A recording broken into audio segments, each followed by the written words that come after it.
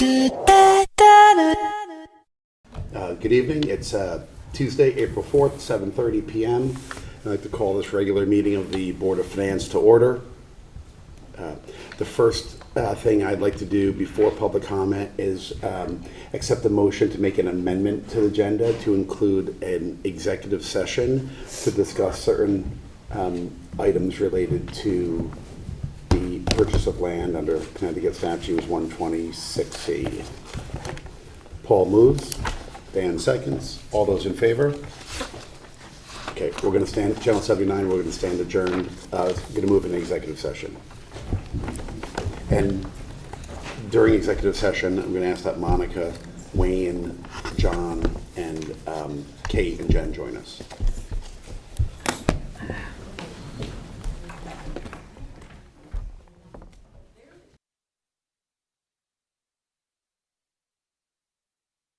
I'd like to entertain a motion from the board to return to come out of executive session. Rob moves, John seconds. All those in favor? We're back in public session. I'd like to first thank everybody for waiting here for an extremely long time. We had some discussions we needed to have in executive session, lasted a little bit longer. I think it was time well spent by our board, so I appreciate you for all your patience. We'll try to get through staff and departments as soon as possible so we can get you all out of here. The first item on the agenda is always public comment. Does anyone have any public comment?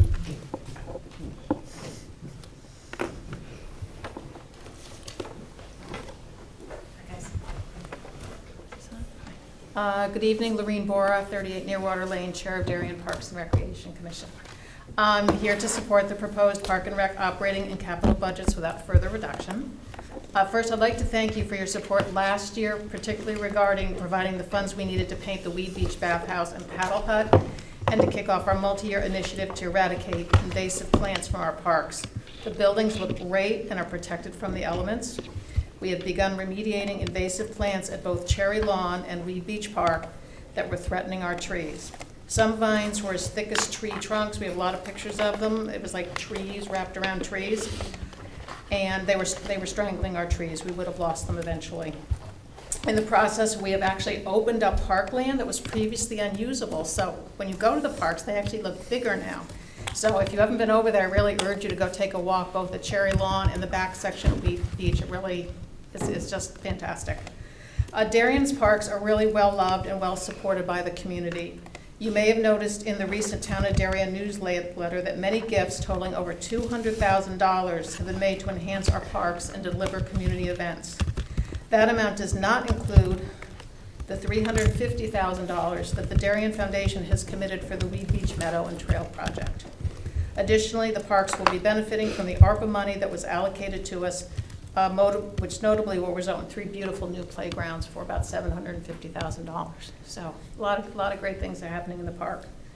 Last year I spoke to you about the standards of care that the Commission developed to continually assess the condition of our parks. Our fall 2022 assessment revealed that overall our parks are in good shape.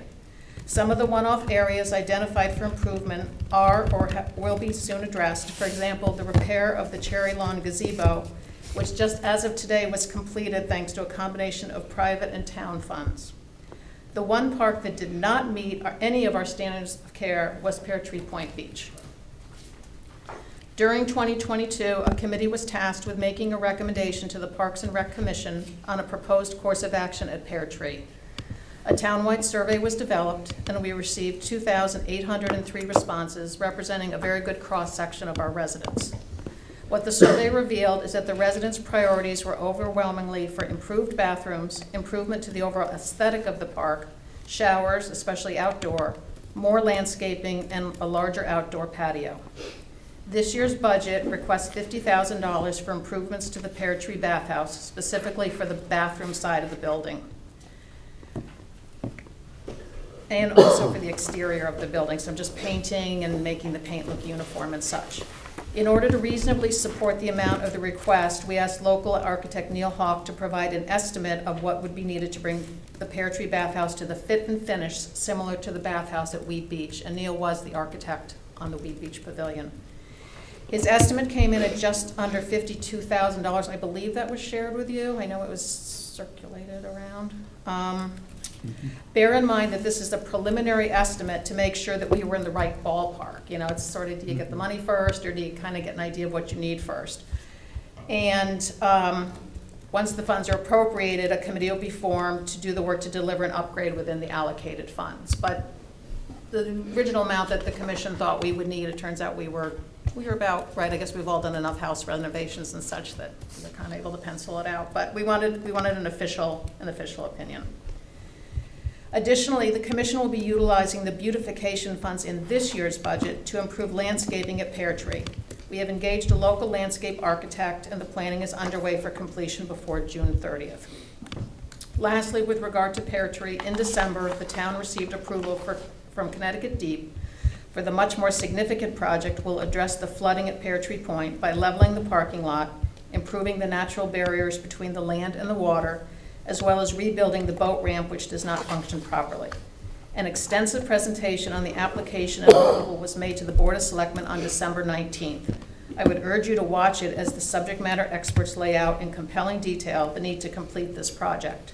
This year's budget request includes the funds needed to complete the bid package, the next step needed to determine what the entire project will cost. Not included in this budget is funding for the Weed Beach Meadow and Trail project. The Darien Foundation will provide the funds needed to complete the bid package, which will allow us to verify the cost of the plan that has been developed to finally incorporate the short lane parcel purchased in 2014 into Weed Beach Park so that it is usable by the taxpayers.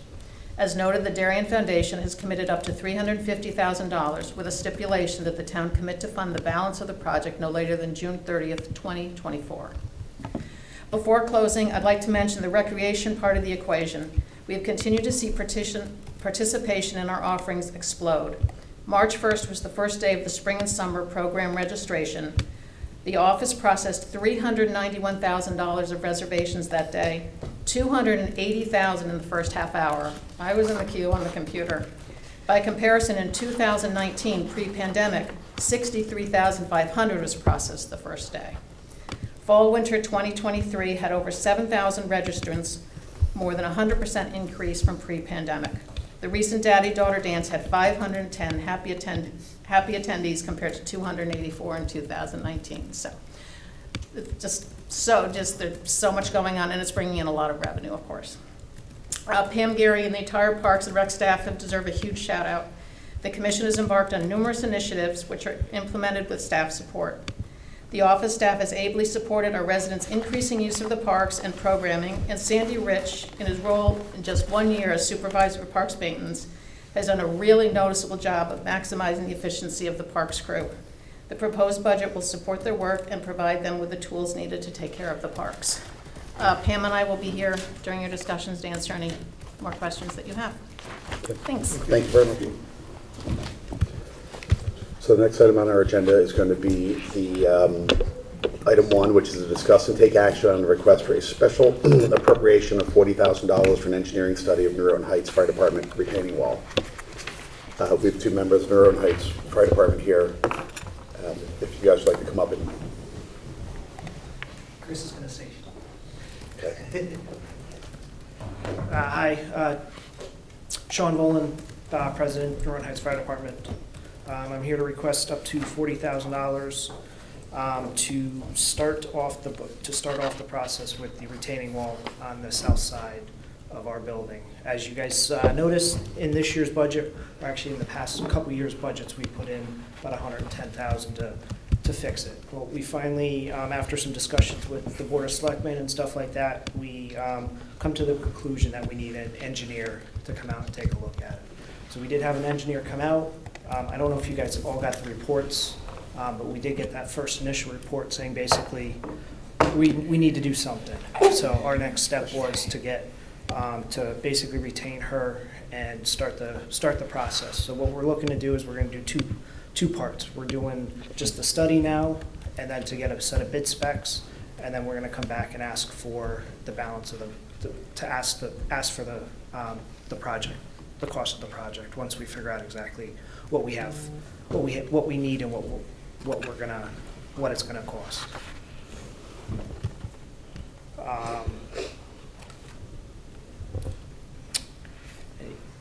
Any other? I only have one question for Yeah. you. In the information that we received, it looks like the pictures that I saw showed the side of the retaining wall between you guys and the DFW. VFW, right? yes, that is the side we're But talking the about. ag, so it's only the one side? Yes. That needs doing, the other side would be, is, The other side was repaired, I'm gonna say repaired. We talked about it last night actually at the selectmen meeting.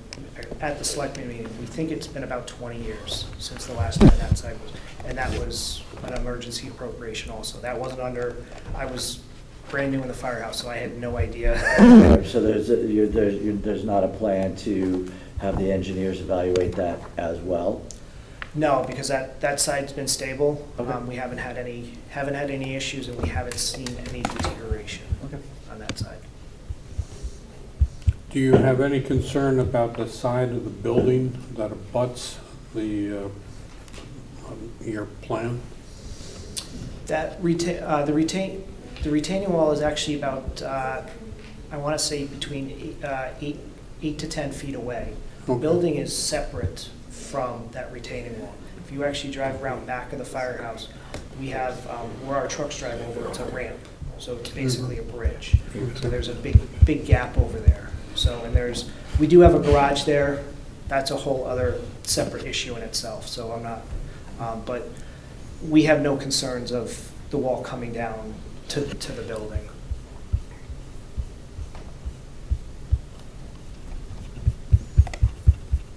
So just one question related to the actual, how the $40,000 would be spent. There are a number of different sort of line items that were discussed here related to like Yeah. the engineering work and so Yeah. forth. One of them included construction oversight. And so that, since I believe like the way this would move forward is we would typically appropriate funds for you to use for professional services Yeah. to investigate the problem, design a solution, design bid documents, and get it right up to the spot where, in this case, if it's larger, we need to kind of go out and have a third party. Yeah. But we would typically not appropriate money. The money to manage the project would typically be appropriated as part of the actual project itself. Yeah, and I agree. And we just got this all put together, so we just wanted some kind of, if we do go with her throughout this whole process, that's basically what the cost is. We can take that out right now, but we're just figuring it all. And I know at the total cost, including the management, which I know if we take that out, is right around 30, about 31. Yep. I added some extra, because if you take a look at that, I'd like to say page 4. Yeah, page 5. If you look under under the notes, it doesn't include some of the other important stuff that we're gonna need to do, like core boring samples to see what the dirt is behind it and all that. And I can do it however you want, but instead of me coming back to ask for just the core boring, I think I figured enough to keep us going. And I'm gonna keep Jen and everybody in the loop as we go forward. So if we do if we do come close to money, and if we do need more, it'd be another appropriation. So while you have 31,000 of what they call kind of lump sum or fixed pricing, there'd be 9,000 cushion in there. Yep. That'll cover our release, but I guess you can kind of commit to us that we're not going to be contracting this person specifically yet for construction management. No, we'll make sure when we sign the document, I know the document's in here, when we sign the document, we'll make sure we take that part out.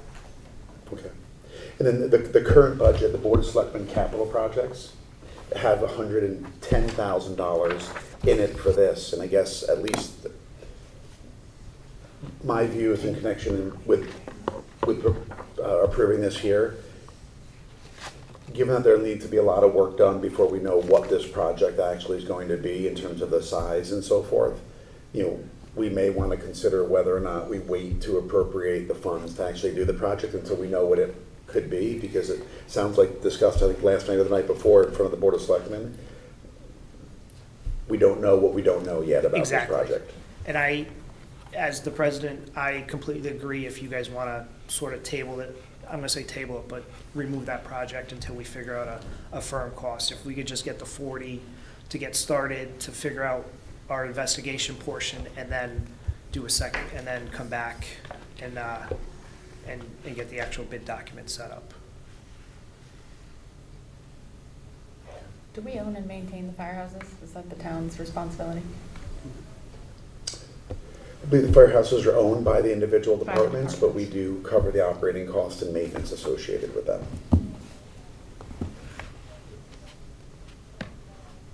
And we own the land? No, I think. I think the land that is not is owned also by the, I believe Yeah. the land and the buildings are by us. It was, I'm gonna say, a contract of some small amount of money to do it, to purchase and to be on that land.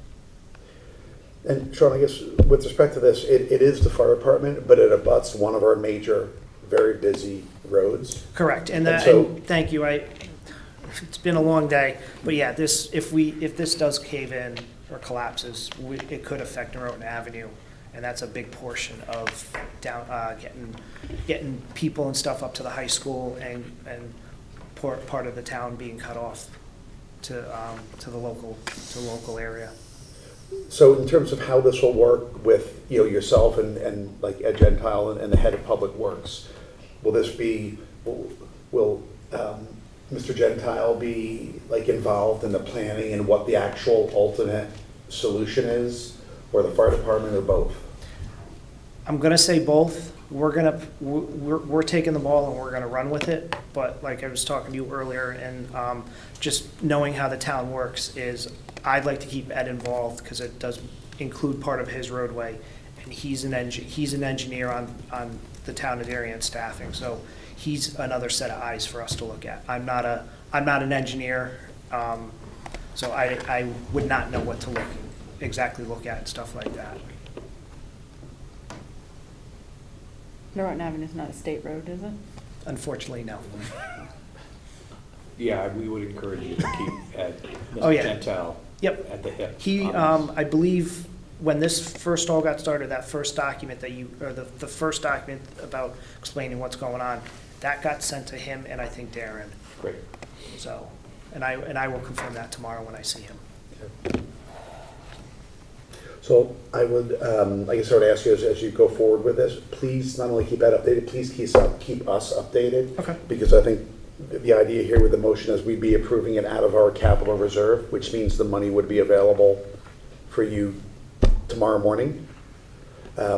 So to the extent something needs to be done on this project and we need to start funding money quickly, and we're going to market later this week, and this does not include money for this, to the extent you start getting an idea what this size looks like, please keep this committee updated Of course. regularly so I'll we keep- know in terms of Keep everybody in loop the best. managing cash. Okay. So if there are no other questions, I'll entertain a motion to approve the special appropriation of $40,000 with the caveat, or with the understanding that they'll remove construction management from the actual contract that they sign. So moved. In your motion, can you say the source of funds? So To approve the appropriation from the reserve? To approve the, I guess it's the transfer, not an appropriation, right? Yeah. So I'll entertain a motion to approve a $40,000 transfer from the capital reserve inside the reserve fund for capital non-recurring expenses to pay for the engineering study on the Noroton Heights Fire Department retaining wall. So moved. Dan moves, Dave seconds. All those in favor? Unanimous. Thank you. Thank you.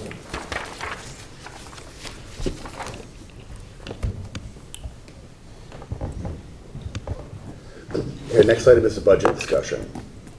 So I think, given that the folks from Parks and Rec are here, I'd like to sort of move them up to the top of the list. Thank you. Yes. Okay? And, The Noroton Heights Fire Department be part of it too, but we can do Parks and Rec first. okay.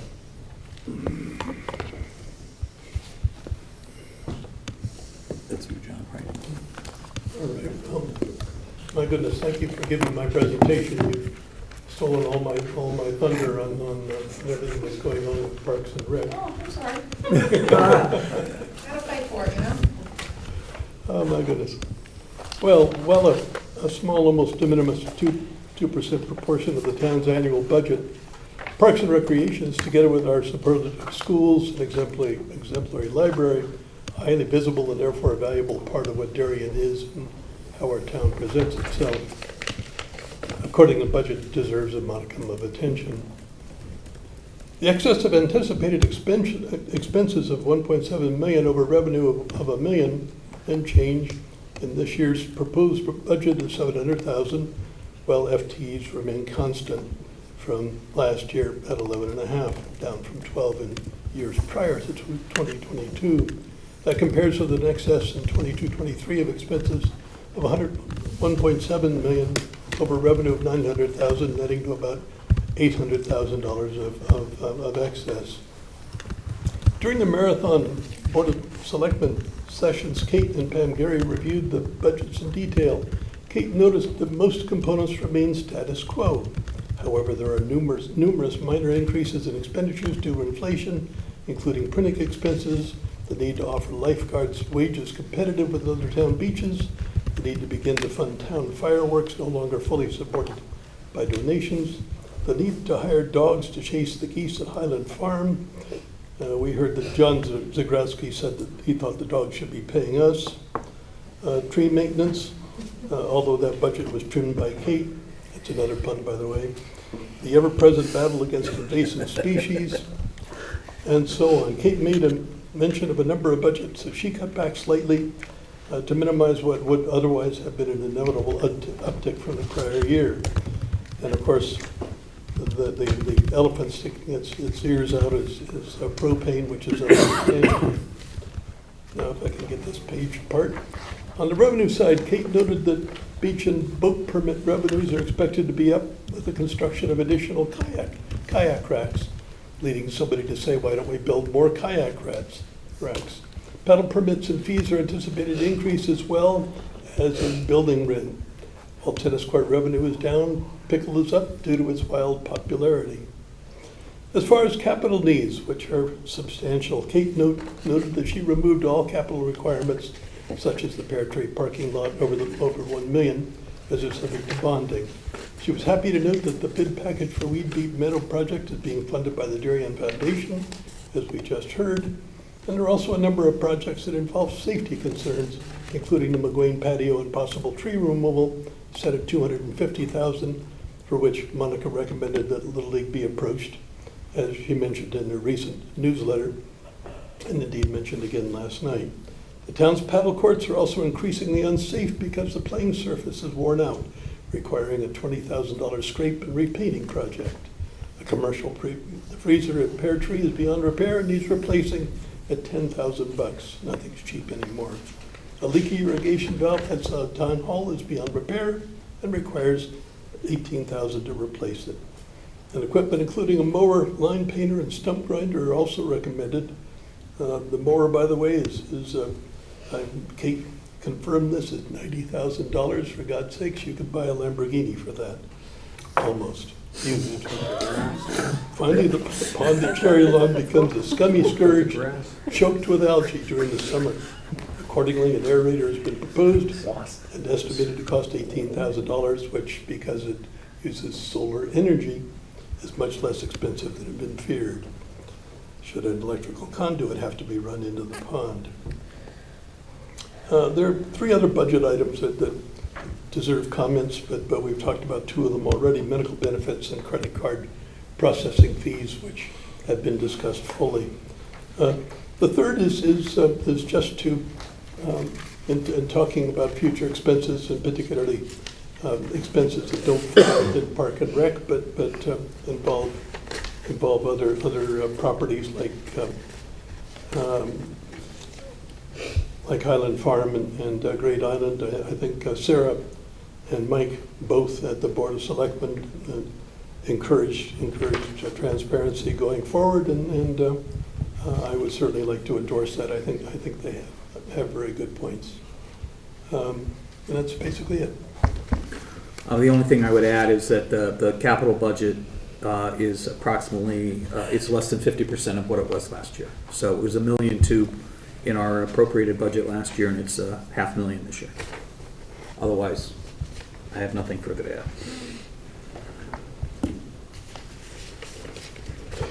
I just had one question on this, related to the project down on the Short Lane property, Weed Beach. In connection with the anticipated, grant from the community fund and the portions the town may cover, are there any significant operating expenses that are built into the budget for next year related to that proposed? No, it's really gonna be open, just open space. There's no building, the staff, there'll be some walkways, the staff can use existing equipment to the extent that they would have to plow them if we ever got snow again, but really nothing.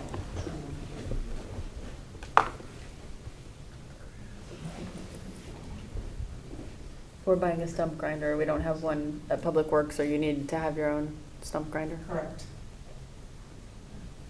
The Parks crew took out, just down at Weed Beach, you may recall last year we talked about a particular species of tree, the tree of heaven, which are actually very dangerous trees because they host a very dangerous bug called the spotted lanternfly, which can take out many of our tree species. So the Parks crew has taken out 25 of those just down at Weed Beach alone. I mean, we hate taking out trees, but these have to go. But we really do need to stump them to keep them from growing back, and otherwise we're going to have to pay services. We also took Tree of Heaven out at Cherry Lawn, and there's one at Pear Tree that's got to go as well.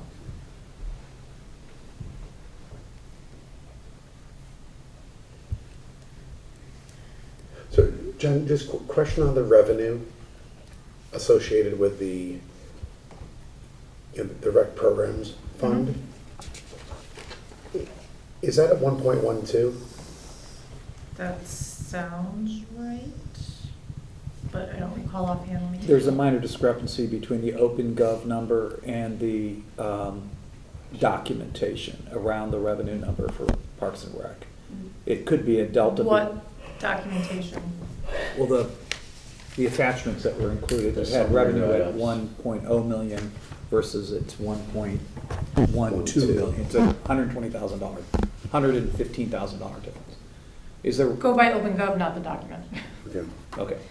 So the revenue is proposed at.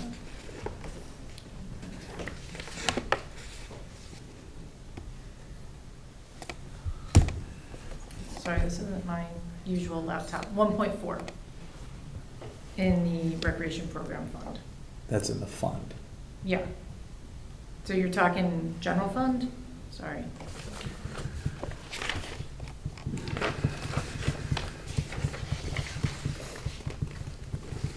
Well, so it's 1.4. Right, but it's 1.4 is in the rec program fund. Yeah, but it's broken down between 1.12 and 280, and so basically, one is up to for program expenses, and then the 280 is to be transferred out. Is that right? I'm just looking at the actual fund. Right, so in the Park and Rec program fund, they're gonna take in 1.4, they're gonna spend 1.1, say, and any difference between what they take in and what they spend transfers over to the general fund. Yeah. So we have a corresponding transfer in the general fund revenues in Park and Rec for that same amount. So this is a little bit of a unique appropriation here, because we're appropriating,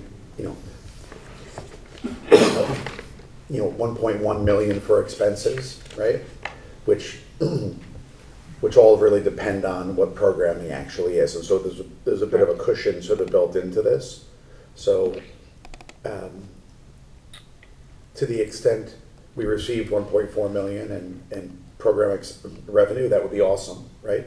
But I think that's higher than what it was last year, right? Correct. By about- But it's consistent Yeah. with the growth that they've seen this year. And this is so we don't need to kind of keep coming back and appropriating incremental amounts out of this. Right, and what we're, a budget is a budget, and at Yeah. year end, whatever the actual delta is, if it's more or less, is what will transfer over to the general It was fund. 950 last year. Right.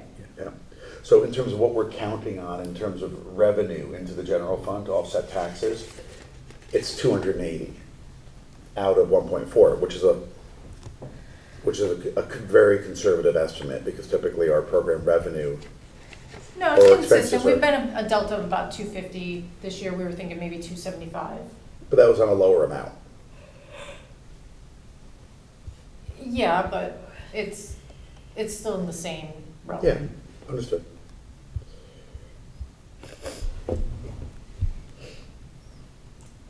Okay, any other questions on Parks and Rec?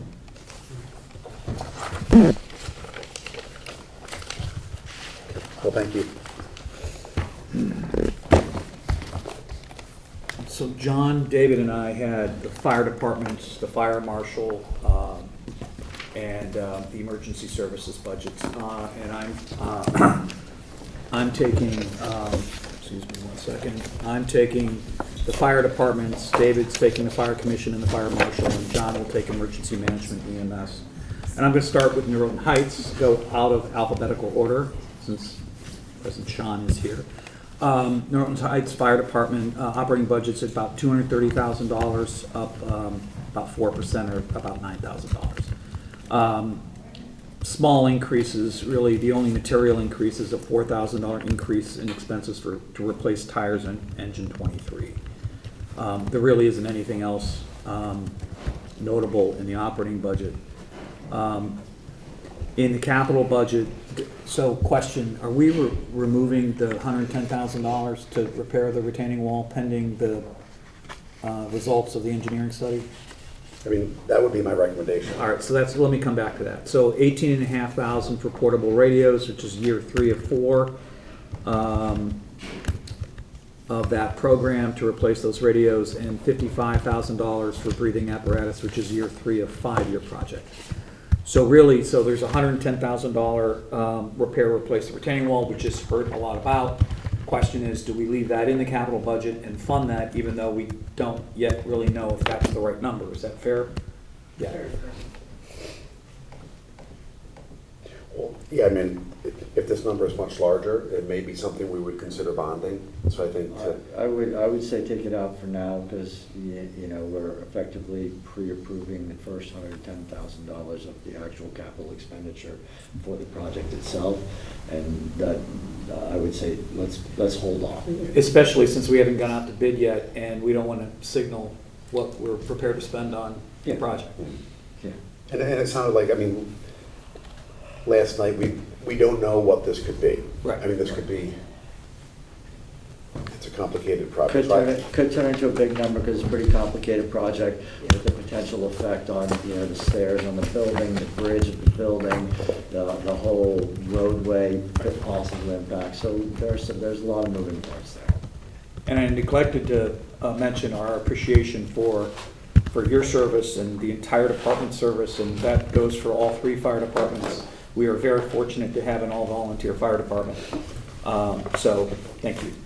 Amen. Anything else on Noroton Heights? Thank you. Darien Fire Department, $180,000 operating budget, up $10,000 or 6%. $3,000 of that is for increase in equipment repair and maintenance, and $4,000 of that is an increase in purchase of turnout gear. And then the capital item here, I'm excluding the $5,000 of small capital, which are on all 3 of these budgets. $72,000 for firehouse exhaust mitigation system, which is basically these trucks emit exhaust, and that builds up within the firehouse. That has to be mitigated and exhausted outside of the firehouse, and their system at DFD is failing repeatedly. And this is a necessary upgrade to maintain the health of those individuals. So that's pretty much it for DFD. Any questions? And then Noroton Fire Department, operating budget of $213,000, up $11,000 or 5%. Electricity's up a bit, $2,000 or 18%. Fuels and lubricants are up over 50%, but it's a small item. Heating fuel is up 50%, but it's a small item. And they're converting to natural gas later this calendar year. And again, there's a 10% increase in turnout gear, which is a $3,100 increase in the turnout gear budget. And that's on the replacement cycle. That's it on operating. There's $196,000 of capital There's a gas metering calibration system, so there are gas meters that are brought to sites, and if I get any of this wrong, please correct me, even though this is Noroton Fire Department, I think this is right common all three. So those gas meters have to be calibrated in order to make sure that they're properly measuring toxic fumes, gases, et cetera, that can build up at these sites. The calibration, so Honeywell basically manufactures the calibration equipment, and they're obsolete. This equipment is obsolete, and they don't basically service it anymore. So we have to replace that in order for it to remain workable, essentially. And there's these systems kind of all are standalone. They're not like universal plugins, et cetera. So you can't use one calibration system with a different kind of gas meter. So it's a necessary expenditure. $24,000. $18,000 for portable radio replacement, year 3 of a 5-year project. $127,000 for breathing apparatus replacement. This is year 4 of 4 in that program. And $22,000 to replace vehicle stabilization struts, as the existing struts are near the end of their useful life. So again, nothing that I have any concern with in this operating or capital budget. I know it's small, but heating fuel at 50%, is that pretty typical across them? Is that? This is the only one where I picked up a noticeable increase. I think that's. There were some discrepancies. It's up 50. It's a little, yes. The way that electric and heating fuel were estimated between 3 departments, there were some differences in how they came through. We asked about that. You all answered that. Thank you very much. And the departments feel comfortable with the numbers that they provided. I can't really speak to why this one came in materially higher. I don't know. They're on oil right now, still. That's why. They haven't converted to gas. Having just filled up my tank, I understand completely and I feel the pain. All right, I'll move on to Fire Commission. I'll be quick here. Fire Commission is 0.5% of the Board of Selectmen budget. It comes in at $262,000 and change, and it's looking to be up 4.3%. All of that comes in 4 areas: training, professional services, medical services, and emergency communications. So nothing particularly to talk about there. There are 2 capital projects.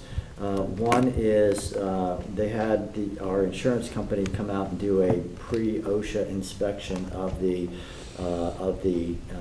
fire training facility, looking for possible issues. The actual fire training tower, there were some concerns about the integrity of the steps, which have been previously repaired, and some openings on the fire training tower. If you've ever seen it, it's basically a big building with, openings so that flames can shoot out and the guys can get some experience with those kinds of things. There's also it was recommended that in order to comply with the recommendation that it would need to be replaced, but it looks like we have budgeted here steel work to repair the tower at this point in time. And that's $80,000, which I think would be money well spent because, obviously all 3 departments in our town use it. And correct me if I'm wrong, don't we occasionally allow other departments to use that facility? Occasionally, but It's predominantly our guys, right? And then there's also a request for some training center security system. There have been some problems with trespassing, vandalism, and dumping up there. And so the system would monitor for any trespassers on the site, and that's at $10,000. And so that would be it for the Fire Commission. David, did they mention anything about any work they need to do at the training facility in connection with their I think of moving over one of the portables there. Is there any, That money is not in this year's budget. It's not included in this year's budget, but they had talked about that because when we did the tour last year, you remember, they were talking about there's an area just away from the tower itself that currently has a tree on it and some grass and some curbing and things like that. And they were actually going to level out that section and use that to place the portable. So that's not included in the budget. I wouldn't be surprised to see a special appropriation request come to us in the calendar year because we did make arrangements with the Fire Commission and Kevin Monroe, who runs facilities for the BOE, to get one of the portables from Homes off the Homes property and moved before the July 15th start date for construction of the Homes project.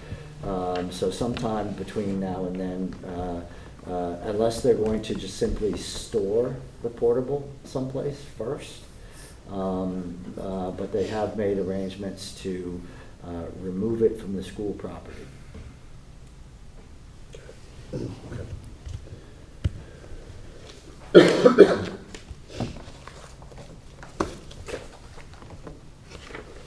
Okay, moving on to the fire marshal.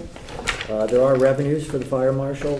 As you're aware, the fire marshals, issue permits for a variety of different things, and it looks like the permit revenue is projected to decline by 22%, or $130,000. The largest portion of that being permits for 2 new developments will have been largely collected by the end of fiscal year 2023. So the revenue level should return to more historic normal levels. The fire marshal is requesting conversion of 2 part-time fire inspector positions to deputy fire marshals, one to occur in fiscal '24, the second to occur in fiscal '25. The fire marshals have to inspect all new developments, review all the plans, all those types of things. They also have to do regular inspections, either annual or biannually, of nursing homes, schools, apartments, and they do all the fire investigations and other types of things like that. They actually provided a fairly detailed breakdown of how many hours get spent on each type of thing and how many available hours there are for existing staff. And it's pretty compelling that they need these 2 positions to be converted. And I think the way that they're phasing them to match when the projects come online makes sense to me. So that will happen. The way that reflects in this year's budget is that overall expenses are expected to rise by 10.8%. With the full-time salary line being up 28% to reflect the conversion of the part-time to the full-time, and the part-time salaries is down commensurately to offset some portion of that increase in full-time salaries. The remainder of the items are largely unchanged of the regular operating expenses, with the exception of the hydrant and water main expenses, which are projected to rise 8%. And those are fees that we pay to Aquarian for renting the water mains that are in town. And if the fee request for Aquarian gets approved, there's really nothing we can do about that because we all want water. So it's just something that's baked in. To clarify, the rate increase for this was approved at the state level, Yes. even though the residential rate was actually lowered at the state level, but this was approved. Yeah. We did clarify that. Sorry about that, yeah. There's also a capital request of $80,000 for vehicle replacement. Basically, $64,000 is for a new vehicle for the full-time hire, so that each of the current full-time individuals would have their own vehicle.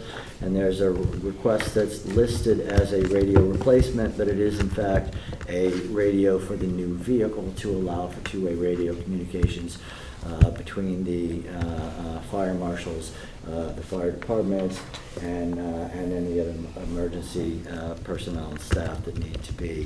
There'll be no payments for any of that stuff until delivery of the vehicle, so whatever lag time there might be in between when they put out the order to get it and receive it, there's no payment until it's delivered. So timing-wise of the payments should be fine. And that's pretty much all I had for the fire marshal. Why $64,000 for a vehicle? I could read to you what's written in the capital approval and the capital request. It doesn't really. It's like They a need a pickup or large a. they need- SUV for all the equipment. Yeah, they so carry- it's a they carry- pickup with a cab, and there's a Oh, lot of okay. equipment that comes along with it, so it can't just be like a small Yeah. sedan. What equipment does the fire marshal use? They have, I don't know what all it's called, but they have to use various pieces of equipment for their inspections as well as for fire investigations. Okay. Yeah, this was just, I remember this was discussed at a Board of Selectmen meeting, and I think Kate articulated pretty much what you just said without identifying each literal piece of equipment, but that was the question, why is this vehicle cost as much as it And does? they apparently also have, warning lights and things like that in case they're on site and they need to have the lights on the vehicle, so. Is this the second vehicle? So I see 22, 23, there was 62. Yes. Yeah, we Yes, did replace, This is, basically, my understanding is it sounds like each fire marshal gets access to a vehicle. right. Because they're going separate directions, doing different things in different parts of town at the same time. So that's the way that's traditionally been run. And moving on to emergency management, I found that there was a fair amount of overlap between the fire marshal's functions and the emergency management function, and that a fire marshal was spending part of his time as an acting emergency service director, which seems to also be called the emergency management director. And the Center for Public Safety Management that did this wonderful extensive report on emergency services in Darien has strongly recommended the hire of a director. And it's my understanding that that has been put off until December, and because it was felt that the money would be better spent for another fire marshal to handle the activity that David has mentioned. Total expenses in that under that category have increased from $233,000 to $288,000, which is substantially compensation related. I confess I was amazed at benefits for that position, including medical, dental, employer taxes and retirement. When added to base rates, increased total compensation by 38%, which is absolutely huge. But I would have wondered that perhaps in the coming year that someone might give consideration to reviewing and reorganizing emergency management and the fire marshals so that in fact it could be more efficiently run, because again there's overlap both ways. Coming over to EMS for just a second.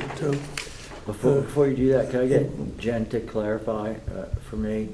I wasn't 100% clear from looking in OpenGov and looking at the stuff that came with emergency management. Mr. McEwen is currently serving, and his salary is divided half and half between fire marshal and emergency management.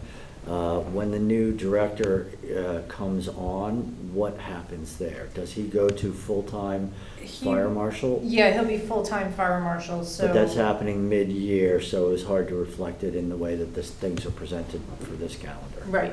Okay, got it.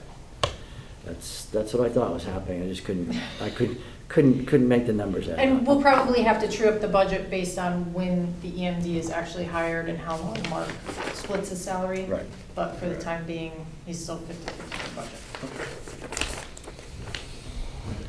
The expenses in EMS substantially represent a check sent to Stanford Emergency Medical Services, which provides EMT services. And the town pays the claims that that Stanford Emergency Medical Services send to it, and that they have been unable to collect. While it's helpful that EMS has stepped up collection efforts, the whole billing arrangement, in my view, could use a soup to nuts review in this coming year. I don't know why EMS is becoming a bill collector or trying to collect on this, and the people that have from EMS have expressed their discomfort with having to, A, become a collection agency, and B, risk having residents who have used the service cut back on their donations because they realize they are no longer free. However, that's a matter for this coming year.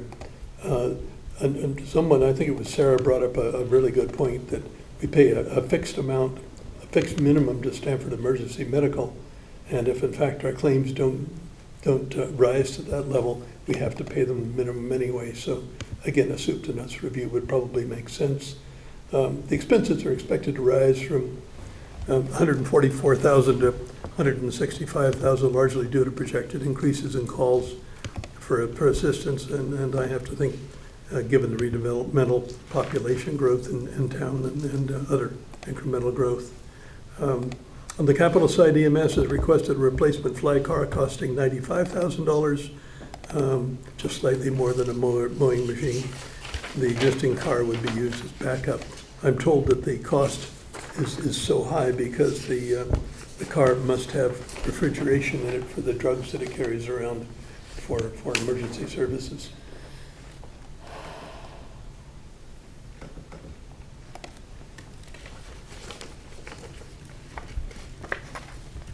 Any questions?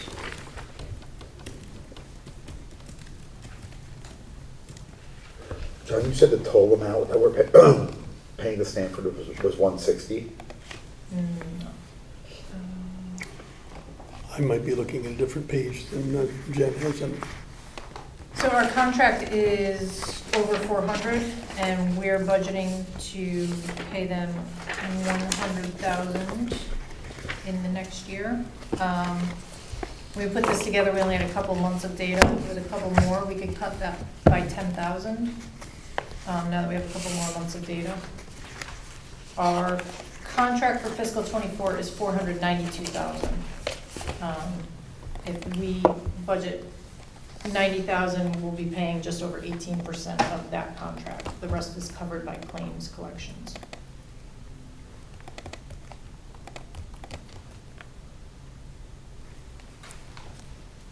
Sorry, Jen, very different than the page I've got in front of me that says emergency medical services, but.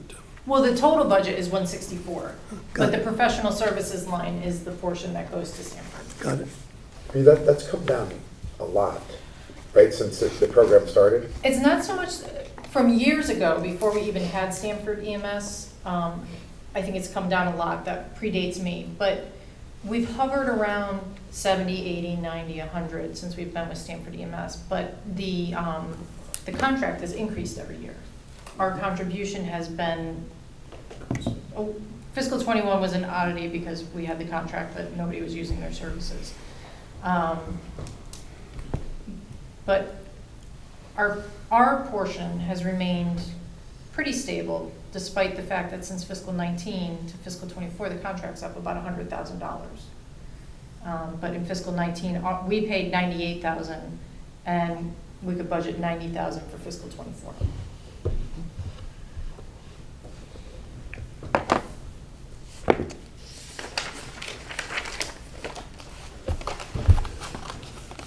That's it. So Jen, you are recommending a small change there? Yes. Reduction of 10,000, you said? Yep.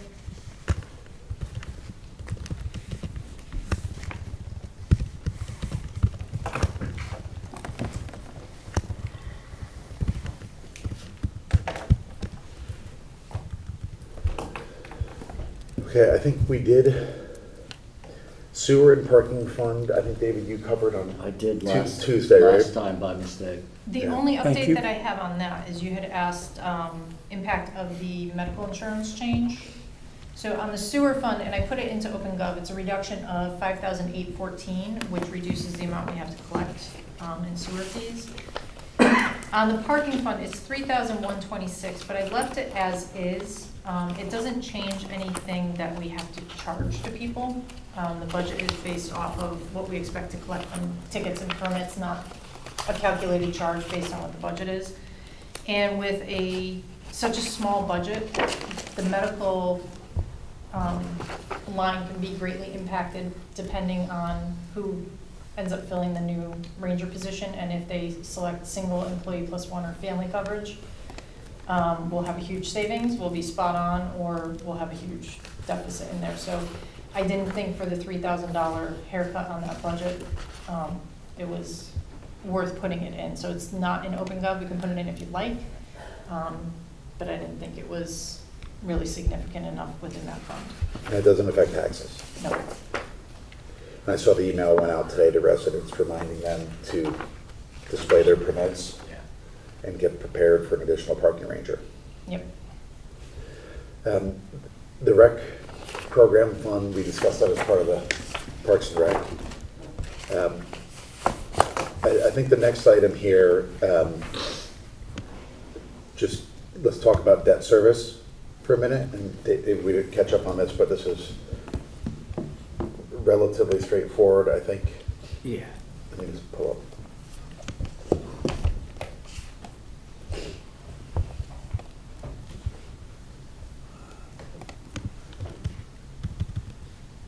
So as of the end of this year, we expect to end June with about $76.9 million of debt service outstanding. Right, this has kind of been coming down consistently by about $5 to $6 million per year for the last few years. You know, with the addition of the bonding deal that's going to occur on Thursday, that'll add about 115 million to this. So that's going to bring this up much closer to about 190 odd million, which will be the highest level that we've had. Okay, in terms of debt service itself being budgeted for next year,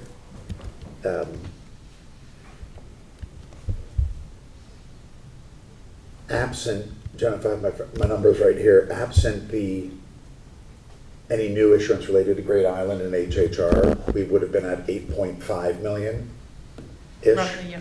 of outstanding, and that would have been about $2.5 million of interest, and about $6 million of principal. What we currently have budgeted right now is a total of 12.9 million, which includes the incremental school and town debt service.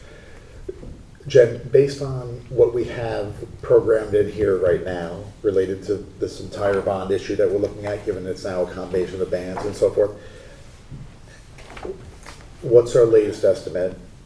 So when Mark ran the numbers when we met to decide on the scenarios, his estimate on scenario 2 was, I think, around 100 or 150,000 more than what is assumed in this budget. It's going to change between whether it's town or school, but in the aggregate, it may be $100,000 to $200,000 difference. I think rates maybe are a little bit better now than when we had that discussion, so hopefully on Thursday we'll see this go down instead of up a little bit. But I don't think it's going to be wildly different in either direction. And I think we will have Thursday night, right? Right, we'll be able to assuming- have the real numbers, what the adjustment needs to be in here, after we do the sale on Thursday and before you vote Thursday night. I guess maybe just the one thing to think about is, to the extent they continue to sell premium bonds, you know, the bond generally goes from 5 to 4.5 to 4 from a coupon perspective, even though the yield moves around an individual basis points. So you could see a lowering of our overall cost, but not as much of a material change in the interest expense in that Right. first year. So as you can see right here, I mean, it's projected to be a 25% increase.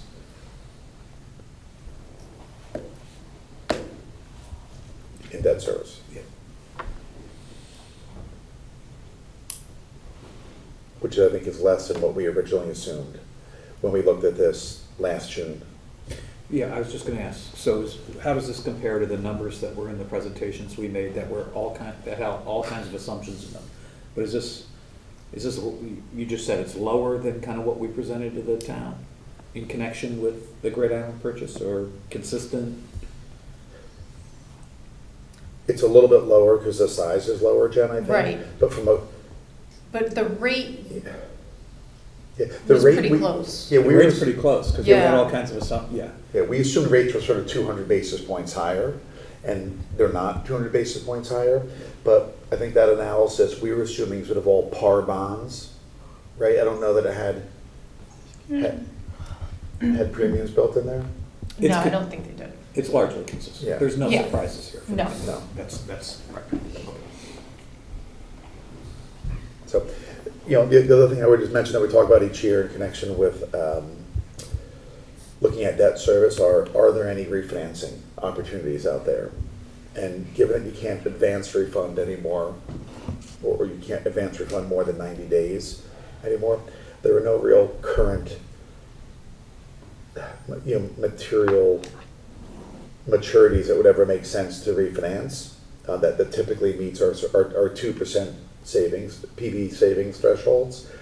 Also looked at, are there any opportunities, if you all recall, a few years ago, we took and we used some of the cash that we had sitting on our balance sheet that was when rates were zero to go out and to call 6 or 7 months early bonds that had a 5% coupon on them. And so that was sort of an alternative investment approach.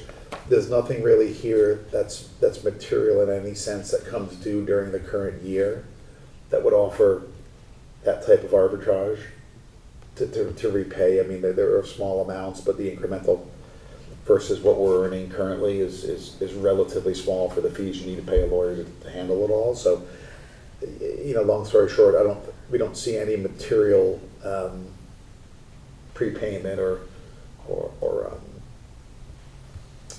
call candidates.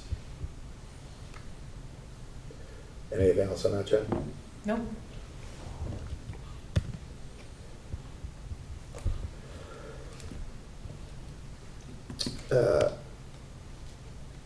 Excess costs and other grants. This is related to the Board of Ed, excess cost grant. When they were in here last week, Rich went through the fact that if he updated that excess cost grant for what he knows just in terms of institutions that some of our students go to out of district that also became eligible, there was approximately $100,000 that he would have increased that grant by. So that's an increase in the revenue, but since this grant flows through their budget, effectively that would mean lowering their appropriation by $100,000 there. And I think he and the board, I think we're all very, very comfortable with that. The other issue we talked about was the actual reimbursement rate. And on that, if you recall, there was a change to the, Paul, I'll look for you to kind of help me if I mess this up here, but there's a change to the reimbursement rate, whereas all towns used to just receive a percentage of their submitted expenses based on what the whole pot was. So they looked at all the submissions from all the schools and looked at how much 140 million could support, and that's the reimbursement rate that all of the schools throughout the state received. They changed that to a graduated approach where the 50 wealthiest schools got 70%, the next 50 got 73%, and the next 50 schools got 76%. That was then proposed to be changed in February. To 85, 88, and 91 respectively. However, this year, they had 16% more dollars claimed via ECR, so they had to reduce those percentages. And the percentage for our tier went from 88 to 73.7. And the other ones went down to 76.3 and 78.9. So the reimbursement percentage is really governed by the number of districts that submit and the total quantity of money asked for. And they only have 156 million, and if that doesn't fulfill what the stated percentage is, they prorate a decrease to that percentage. So while I think they changed the law to bump up our percentage from 70 to 85, which is great, but this, because they're not funding everything that's needed, it brings our effective recovery. Well, that's true, but they had been increasing single digits per year, and they had a 16% increase this past year, which blew through their funding. So they had to lower the funding. And the funding was actually raised from 140 million, where it had been for about 10 years, to 156.6 this year. So I think the big what if is, does the legislator increase it from 156 to something higher in the governor's proposal? And we don't really know that the Board of Ed has a 70% net effective reimbursement rate built into the budget now. yeah, that's a conservative estimate, but not that conservative. I wouldn't estimate any more than 71 or 72%, because I just did a weighted average of this year, and that appears what it would be.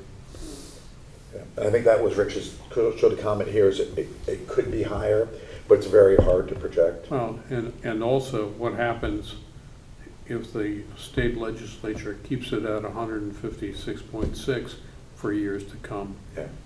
You'll keep eating into that excess of what you thought you had and lowering the percentage reimbursement. Are towns allowed to submit for years before that year? Like, was there like a backlog of this stuff during COVID at all that they're allowed to go back for after, or no? No, you only submit for this year's expenses. That includes, I teach you, I'm the pair with you.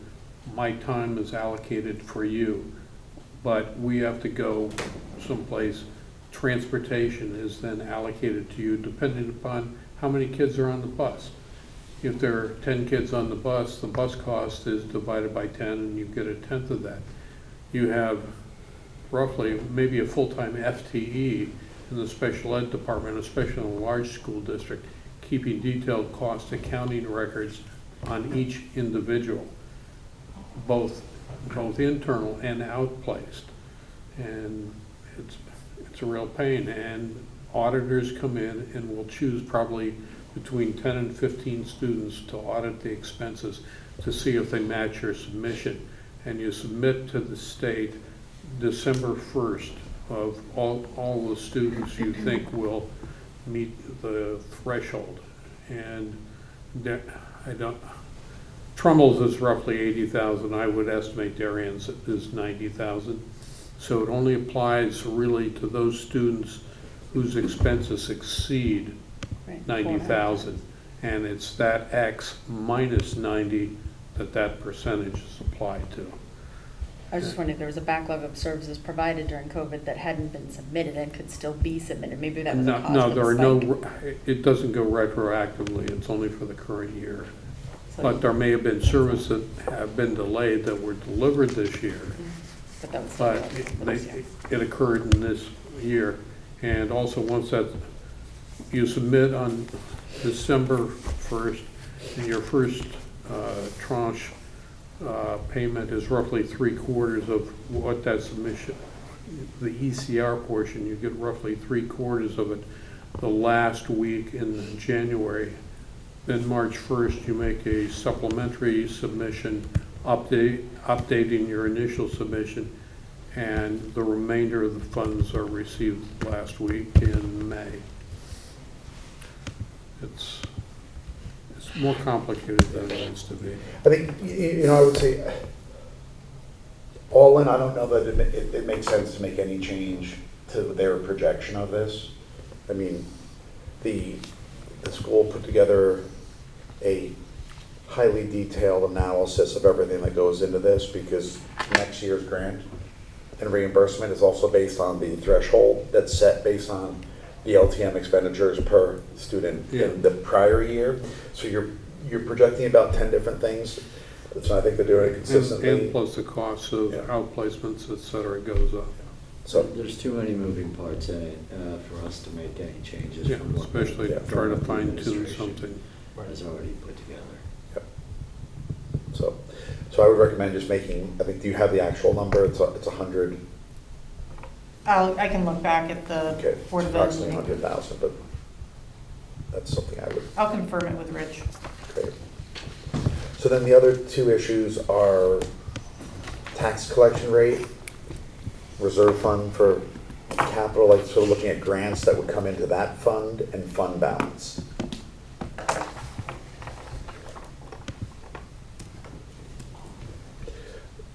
Jenny, can you pull up the history that you sent around on the tax collection rate?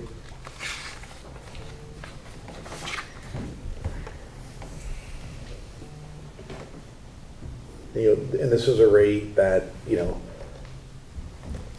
I think in the past, we've used this discount, this 25 basis point discount to our expected, our actual collections, to incorporate, a little bit of a cushion, to incorporate the potential for, increased delinquencies, and also to account for, as a couple years ago, sort of people paying slower, because even if people our taxpayers, when they do ultimately pay, if they're paying slower, we're not getting the money in January and July. It was meant to incorporate that.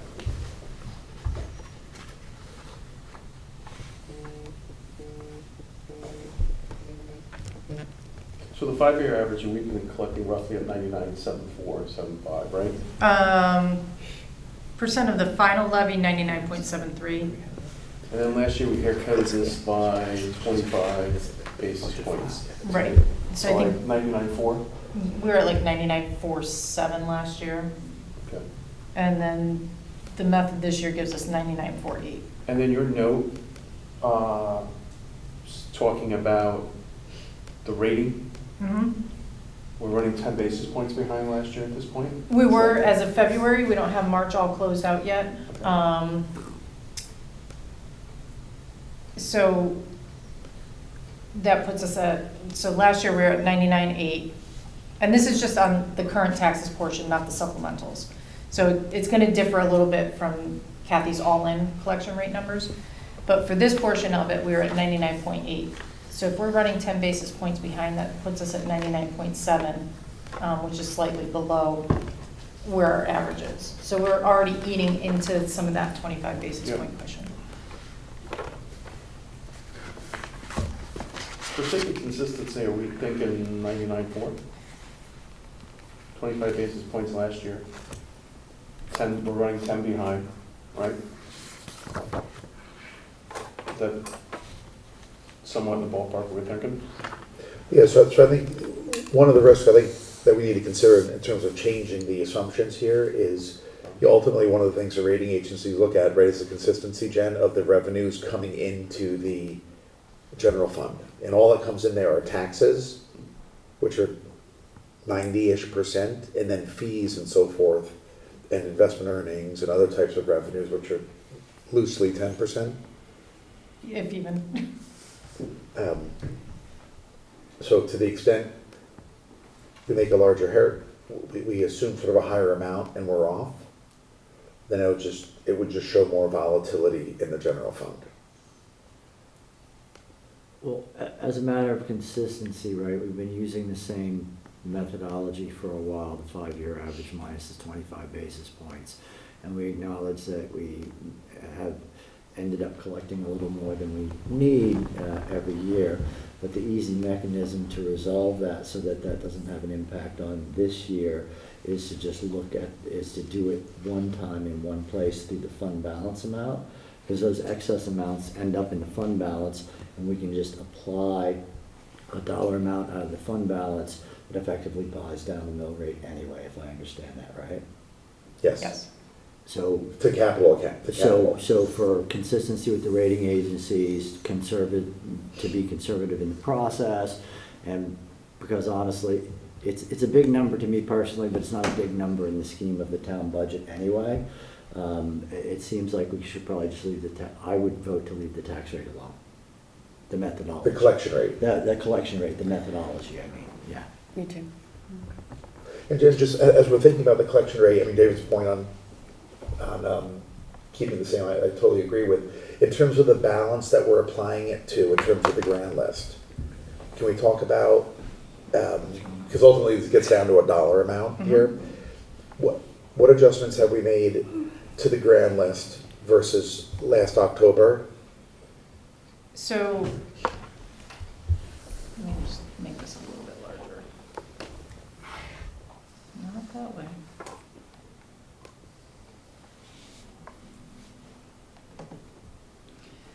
So, grand list is redone every October. So after the Board of Assessment Appeals, this is where we're starting from, this 8.9. And that takes into account everything that is complete, done, what is the value on October 1st. But since that was done, we've had a couple of significant changes. So with us purchasing Great Island, those parcels will come off of the grand list. That's about 41 million of assessed value. So we're backing that out of the grand list.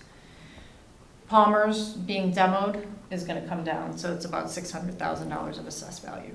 But the federal building number 2 is going to come on at a prorated amount of about 7.5 million.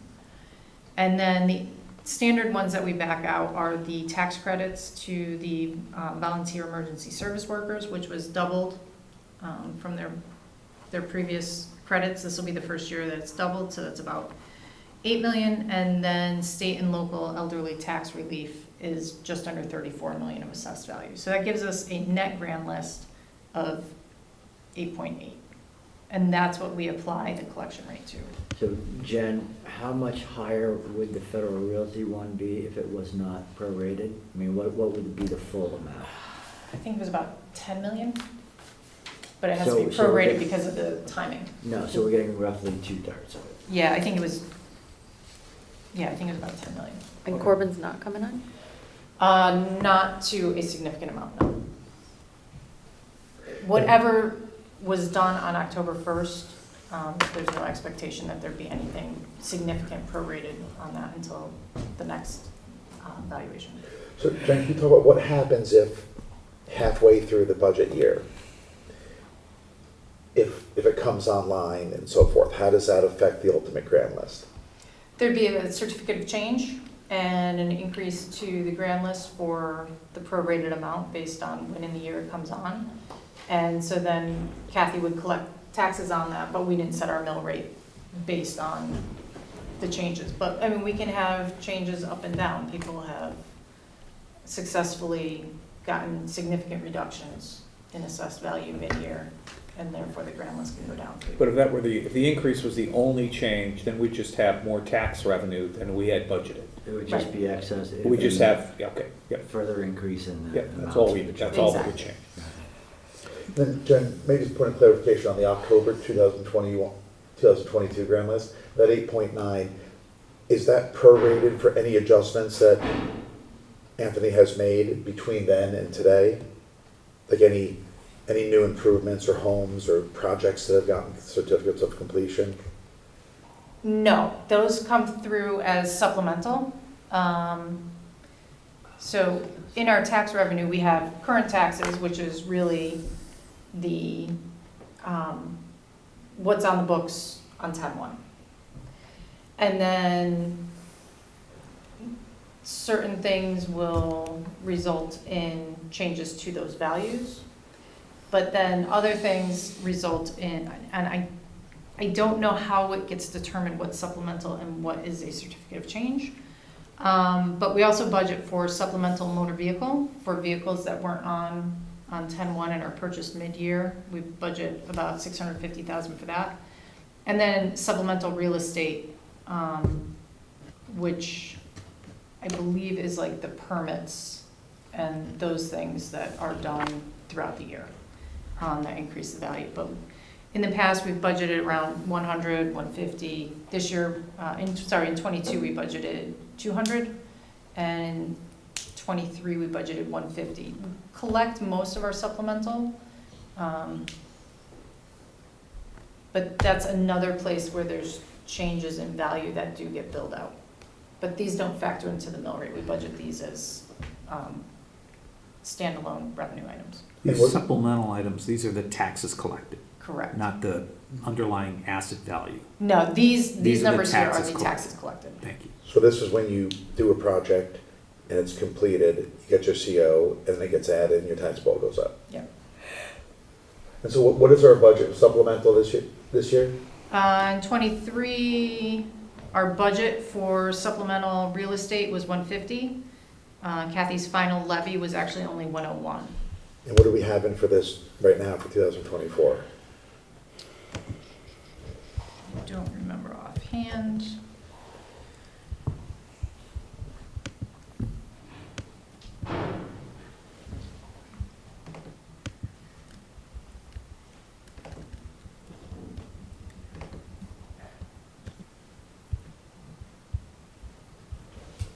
Supplemental motor vehicle at 750 and supplemental real estate at 100.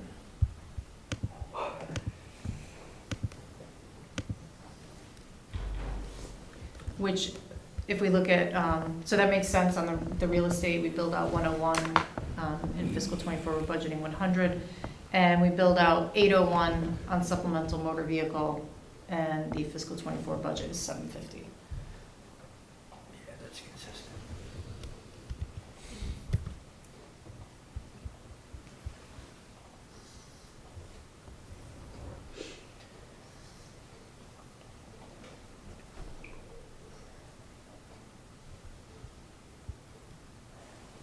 Okay, so I think the tax collection rate we've covered. I think we all generally in agreement for the same 25 basis point Yeah. haircut. So we're using 99.48. Yeah. What, Jen, what form does the state and local elderly tax relief take? I'm familiar with the deferral, but I would have to get that, I think there's a couple different programs, so I'll have to get that from the assessor's office. I worked on it a long time ago. It's not of personal interest, but You're applying? Is that what you said? no, I wrote a computer program to blend the local with the state. They still use it. Cool. So can we take a look at grants next? Yes, RFCNRE, I'm hungry. Let's go. Yeah. Was that a please? Yes. Quickly, please. Pass these down. We can't have the secretary, I can't eat we can't have the those. secretary getting angry. I thought that We're was fading. the cordon Where's collection. Paul? Yeah. No, thanks. Let's No, keep thanks. going. Not wasting any time, everyone. Make sure Jen gets one. Jen, I'm not eating iTunes. You gonna weigh in on that, Rob? are you saying we're bad influence? Is that- Rob, you gonna weigh in on this subject? I'm gonna literally weigh in on this. I thought John was in charge of funds. RFCNRE, let's go. Say that 3 times Get you a fast. pizza. Who's in charge? Let's I move think I missed on. that.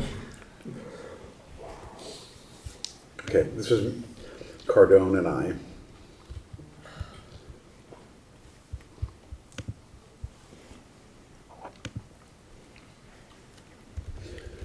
So if you look at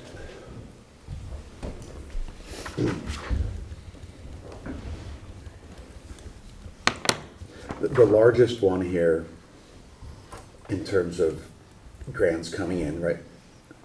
Does town aid come into No, we moved that over to the the general fund.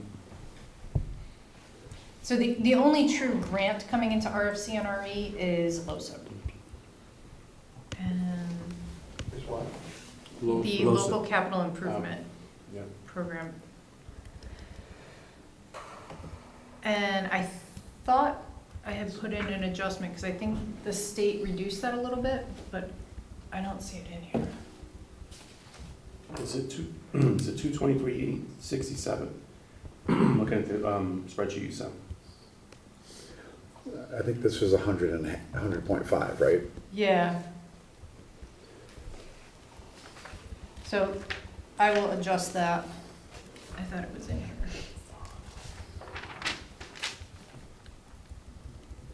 Does that include all the funding for the West Noroton change? No, those are lot SIP. So Sorry. totally different.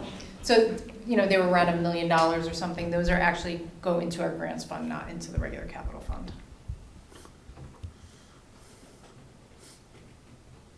And so Jen, can you refresh my memory? Why did we move the town aid grant into the general fund? Grant compliance. Because if we use it, we were using it to support our paving program.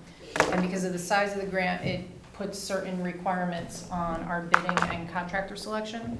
And we couldn't always satisfy those requirements, or if we were going to, it could drive up the price of paving.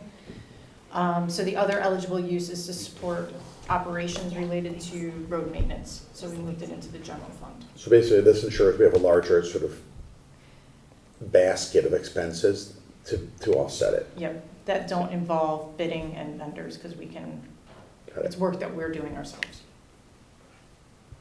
So, I mean, in the spreadsheet, this is still in the reserve fund? Just, I mean, No. in terms of the row, 342? Well, because there's history there, Yeah, but there's nothing in the budget year for it. 342? Is that what you said? What row? yeah, it was 342. but- 342. Right, so Spreadsheet. the last, we had budgeted it in RFCNRE in 22-23 in column G, but then each year after that, or each column Got it. after that for 24 is 0. And it's added in fiscal 24 in the general fund revenues. Okay, so the other big revenue into this fund is whatever we decide to transfer from the general fund related to surpluses back to the capital fund. And last year is 2.9. So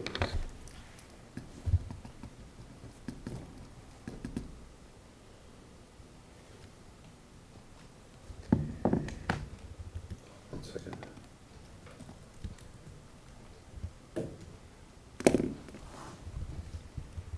Well, it looks like we budgeted 1.3 for fiscal '24, right? No. That's a reduction of, Oh, that's a reduction amount. So the base was, the prior year adopted, but that's because so that's a net number, that's not, okay, got it. the capital is a little funky. But if you look in the proposed column, at the moment, there's 0. Okay. So can you, where are we with our projected surpluses? If we, So where we are right now is a surplus of approximately $4 million in the current year. And the sources for that is revenue. Revenue surplus of about 2.4 million, which is primarily investment income. And then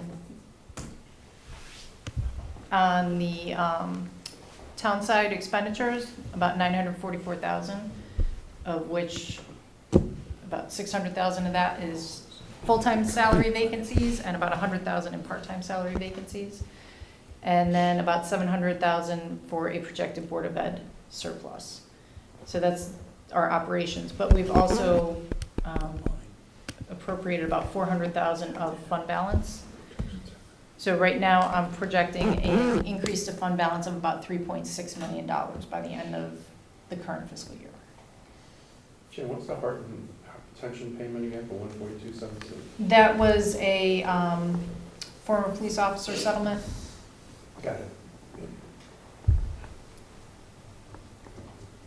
So that puts us in terms of a percent and dollar amount in excess of our target, our 12% target, puts us at 18.77% or 11.2 in excess of the 12% policy guideline, based on the proposed budget. But I mean, I view that more as a floor rather than a target. Yeah, Yes. Well, there is a page in here that shows this. It's the FB and reserve contrib scenarios Yep. tab. And what I did was I sort of looked at it and said, okay, you know, what was the beginning fund balance percentage for each of the prior years? And in the last 4 years, it's been right at 17% or just a little above it. And then in 2019, it was 15.5. So if you look at the last 4 years as guidance, right, if we were to adopt an informal thing and say, okay, we got a 12% floor, but at 17% of the fund balance, that still gives us an extra 5% above our minimum threshold amount, right? So I looked at it as if I were to use the 17% as the threshold, that would mean we could actually, based on the projections that Jen has in here, we could contribute basically $2.9 million from fund balance and still maintain a 17% beginning fund balance, which is consistent with the last 4 years and still gives us 5% cushion over our floor level. Jen, on the conversations with Moody's, so what David has described is a logical use of general fund balances. Not even as much as was generated by surplus. Mm-hmm. But it's still a general fund draw to fund operating and capital, right? How would you think Moody's would view that, especially considering it was that surplus generated more than the draw? So that was actually, I specifically mentioned that to them in the rating because they asked what's our projection for the current year for operations and what do we think fund balance is going to grow by. So I told them, I think our surplus is going to be around 3.9, but I think our fund balance will probably, it will grow by less than that. I said, in the past, what you've done for the last couple of years is to return some of that surplus to the tune of about 2.8, 2.9. So they factored that into their rating. That is our approach to it. What they really look at is what's our trend. So for the last 7 of 8 years, we've added to fund balance. We've had a positive result of operations as a result of conservative budgeting, good fiscal management, that kind of thing. So they like that trend. If in 1 year we had a dip and we didn't contribute to fund balance, it wouldn't be a big deal if we start again. So as long as we're keeping around the same percent, we're adding a little bit total dollars to fund balance, it's a positive for us. Okay. Because that was kind of the one area of weakness with respect to a AAA. Right. Relative to comparable AAAs. Right. Right. But you're saying percentage is stable or growing and the dollar amount, the notional value is growing. Correct. Those should more than, okay. All right. Right. That's.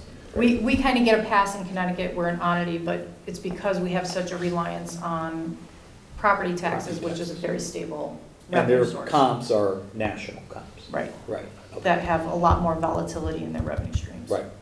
Okay, thank you. So if we were to put that in, where does that leave our percentage, and what, does that feed into the? So what was your number? That was 1.9? I came up with 2.9, and that would leave our percentage at 17%. So not Slightly quite. over 17. It's a little bit iterative, right? So row 5 here. Oops. Gotta put some more capital into the budget. So row 5 is a contribution of $2.5 million. So I think maybe where the difference in our calculations is coming in. In this column D, I'm including the budgeted general fund revenues and the RFCNRE tax revenue, because we've changed the way that we're treating capital. And I don't want it to spike our percent because we've brought down the general fund by moving a piece of the budgeted revenues over to RFCNRE. What we used to do, we take all the taxes into the general fund, and whatever the difference is in capital between what we need to spend and the other revenues, we transfer from the general fund. So essentially, we were using tax revenue from the general fund and flowing it through to RFCNRE. So it was general fund tax revenue, and that's how we were calculating our percent. Now that we've taken the tax revenue and we're putting it directly into RFCNRE, it brings down our general fund revenue, which would increase our percent, which I think is inaccurate year over year. I think we should take all of that tax revenue and calculate the percent on that. So in order to keep it at 17% using that thinking of all of the general fund revenues plus RFCNRE tax revenue, because that's what would have been our base in prior years, to keep it at 17%, it's a $2.5 million contribution from fund balance. And is that because And we we have need to reduce it by 17% of the cap of the tax revenue that we're gonna otherwise put into the reserve fund to keep it at 17%? No. Because if that tax revenue is not going in there, it's going directly to the reserve fund. Right. But we don't get to all of a sudden say, hey, our fund balance is a higher percent just because we've taken a piece out of the general fund. If we were just calculating this on general fund revenues, we would have a higher percent, our fund balance would be a higher percentage of general fund revenues, but I think it would not be comparable to how we've looked at it in the past and what level of fund balance we've kept in the past. So you think Moody's would effectively consolidate general fund, reserve fund, and look at Well, them? Moody's has actually changed their methodology in many ways, but one of them is now they're not just looking at general fund balance, they're looking across all funds because those are all obligations of the municipality. And the general fund could be called upon to backstop any of the town's other funds. So they're looking across all funds. So if we kind of ignored our RFCNRE always has a fund balance at the end of the year because we don't fully spend every year's appropriation by June 30th. So there's always this rolling fund balance.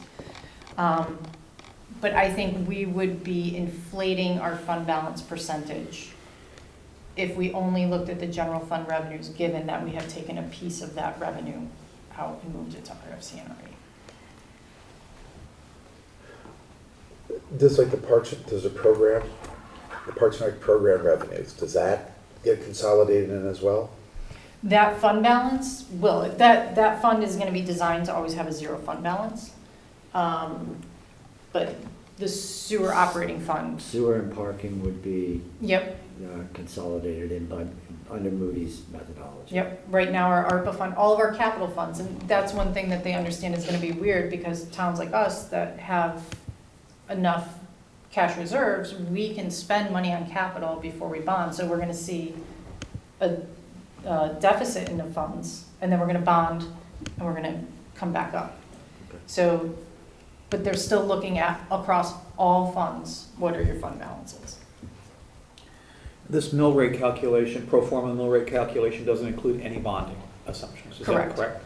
So we have $4.5 million of net capital that, not all of which will be eligible for bonding, but that's a conversation we'll have, and presumably some amount will be available for bonding, and that would change these calculations and lower the mill rate. Yes. Thank you. Jen, what revenue are we assuming comes in from the Parks and Rec fund at the end of the year? 280,000.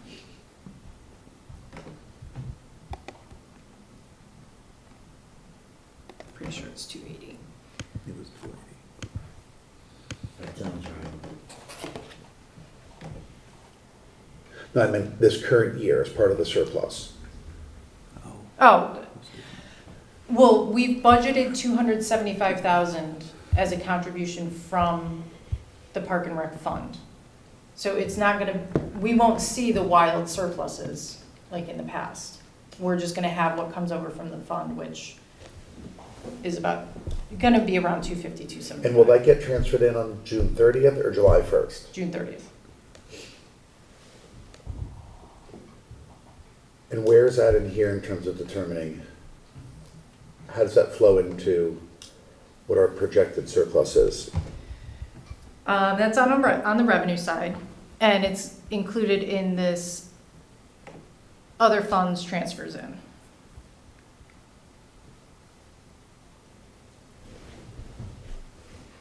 I believe. Let me just double check. Yeah.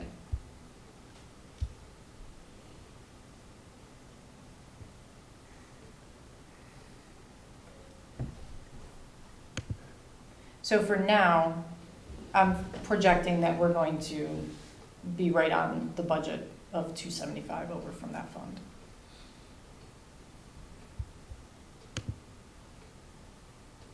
So that 275, is that buried inside the 656? Yes. Where's the 656? Row I 79. Bingo. You're still on this. Revenue projection. Yeah. Got it.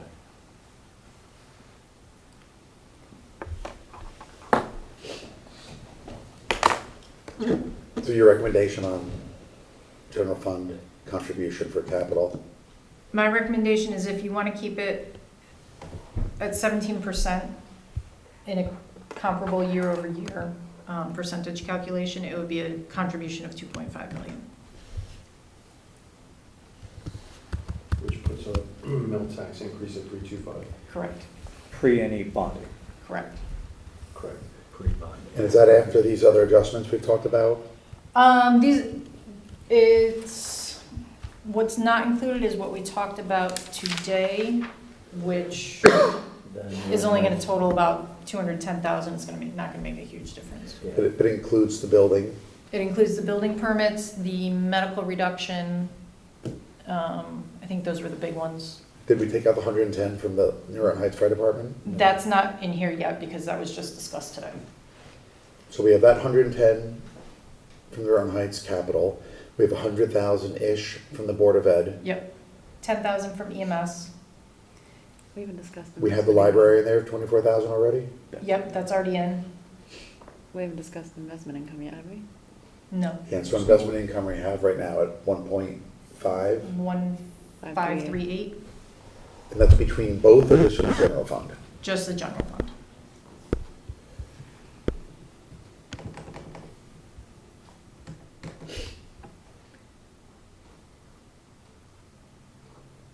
And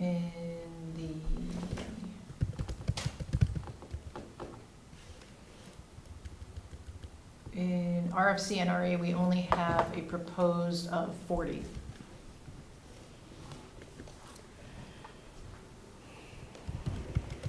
And where does investment come from, income from the bond proceeds?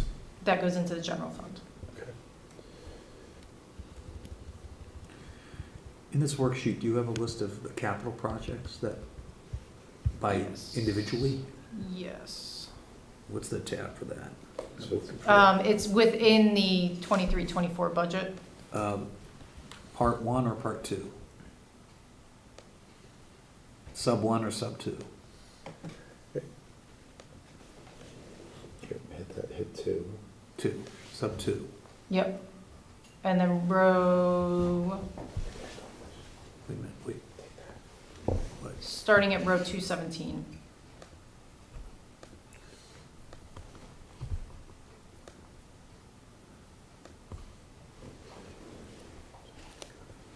Thank you.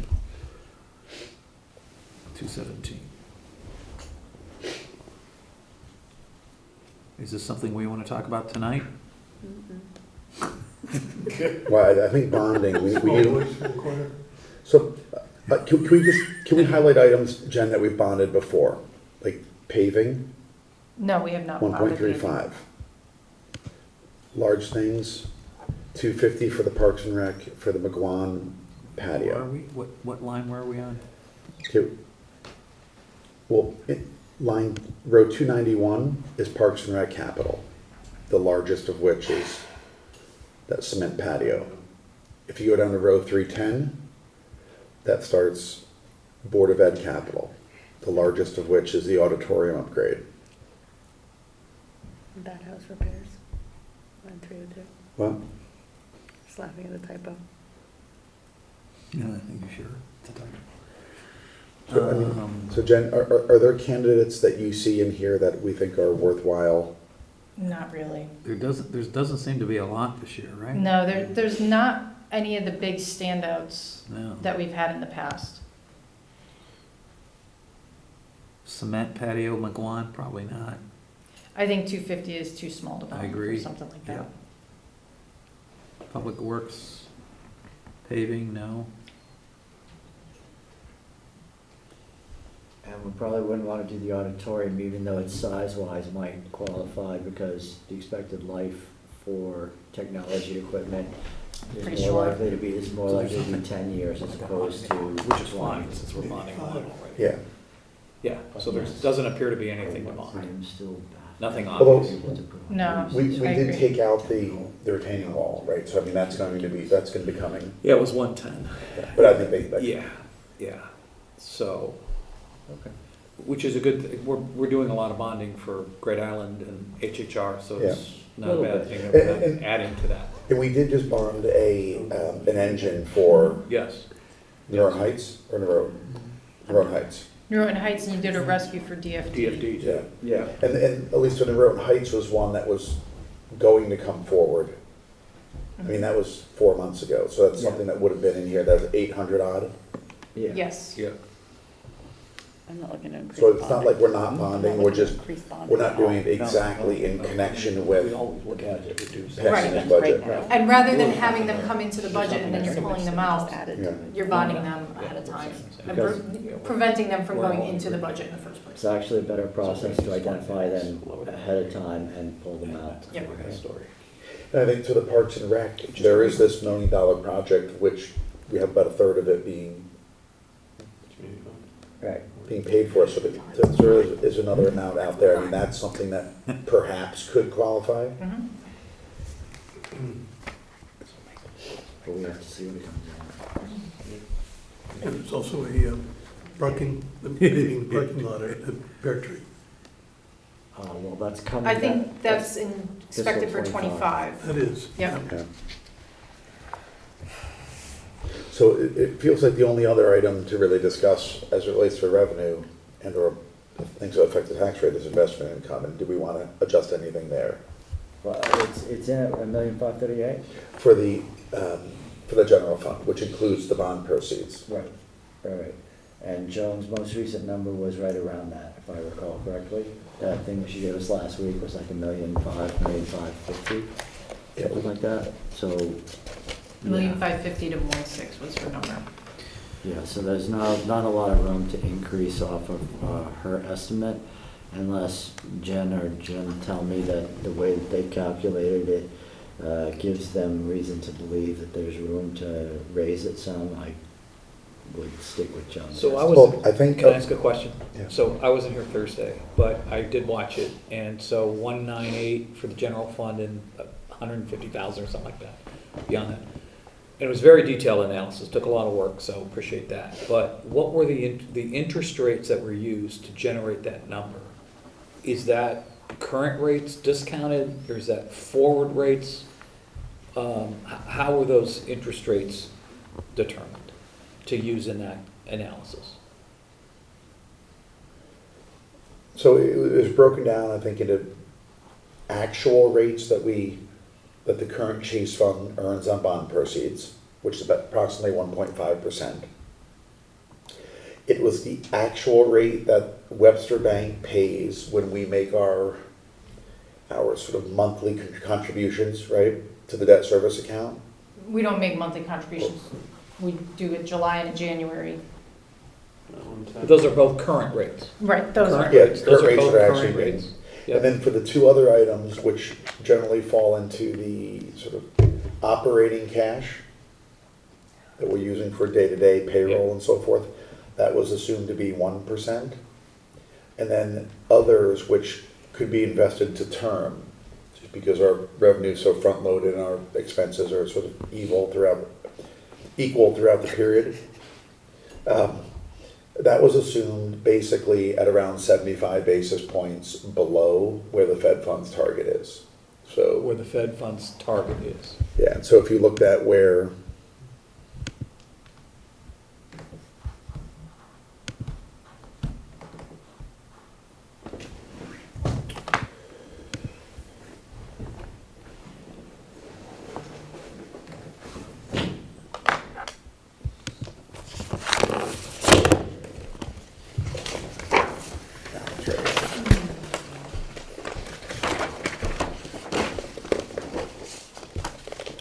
so to put a number on it, we basically assumed that term investments, or let's just call it non-bank deposits, so things I think that Joan is currently using, a combination of STIF, which is the state fund, and T-bills, we assumed that in July, those rates would be 4.25%, and that it would decrease by 10 basis points per month, and end up at the end of the year at 3.15.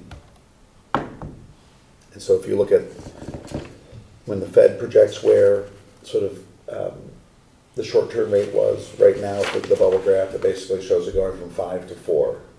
And so this assumed it went from 4.25 to 3.15.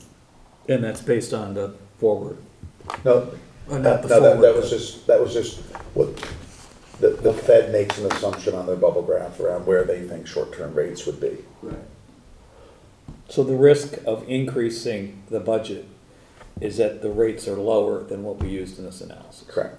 And well, there's part rates, and then there's also the actual. Balances. Sorry. The strategy. Yeah, there's balances, And the there's strategy. rates, and then there's strategies just in terms of how. Fair enough, operations yeah, the run. monies can be shifted into Yeah. different pools, This right? has to be executed to be realized. From a rate perspective. Exactly.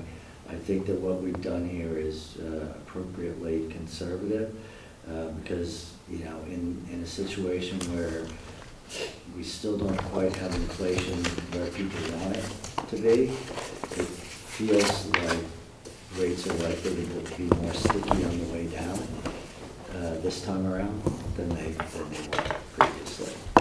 We've already got a little bit over 100 basis point decline in rates within one calendar year, which is seems reasonably conservative to me. And that's in the bucket that has the most effect in terms of investment accounts, the short term. Like our range is 78 million down to 13. Right, that's the balance. AE, right? Column Yeah. AE. Correct, yes, those are the Yeah. balances Yeah. being invested in each of those strategies, if you will. From an ABB. impact standpoint, that's kind of what we're talking. Operations only, top to bottom, it's 20%. On Yeah. bond proceeds, it's 1.5 down to 1. That part, that sticking, like you're talking about inflation being sticky, right? Yeah. You're going 4.25 down to 3.15 on the part that has the biggest balances in it, Yeah, right? So you're just following Fed fund futures, that's it, which is effectively, perfectly yes. understandable. Effectively. If you go to the far left, Jen, maybe go over to column like EFG area. So if you look at the general fund, this is really what affects it in terms of what staff and the treasurer decides is prudent to keep in what this spreadsheet calls operational, but let's just call that, kind of bank deposits versus short term, which would be a combination of stiff and or treasuries is what they're currently using. Right. So if you move that like operational liquidity cell E8 to 15,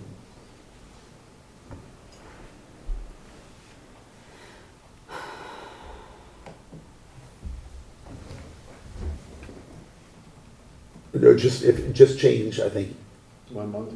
yeah, just change that one. It should, Oh, I gotcha. yeah, Yeah. It's not gonna make a big difference because it's only a point. yeah. Point Yeah. of five. I'm sorry, that's the interest income being generated off of there. Yeah, so now if you go to the right, a little bit more,